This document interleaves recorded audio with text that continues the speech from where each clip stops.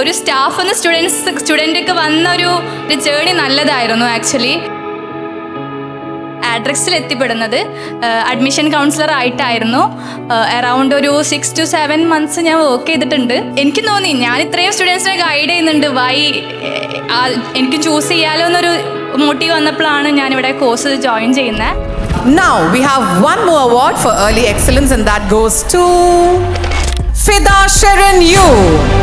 Congratulations, Fida Sharon, for receiving the Early Excellence Award, requesting Mr. Anup Balan to hand over the award to Fida. Hearty congratulations. Fida Sharon, a proud moment as she receives the Early Excellence Award. Good afternoon all. First of all thank you for Adrax media school. ഞാൻ ഇവിടെ പറഞ്ഞ പോലെ തന്നെ സ്റ്റാഫായിട്ടായിരുന്നു ഇവിടെ വന്നിട്ടുണ്ടായിരുന്നത്. Degree first year complete ചെയ്ത് second ഇയറിലേക്ക് പോയ സമയത്ത് ഡിസ്റ്റൻസ് ആക്കിയിട്ടൊരു ജോബ് നോക്കാന്നുള്ള രീതിയിലാണ് ആഡ്രക്സിൽ എത്തിപ്പെടുന്നത്. അഡ്മിഷൻ കൗൺസിലർ ആയിട്ടായിരുന്നു. അറൗണ്ട് ഒരു 6 to 7 months ഞാൻ വർക്ക് ചെയ്തിട്ടുണ്ട്.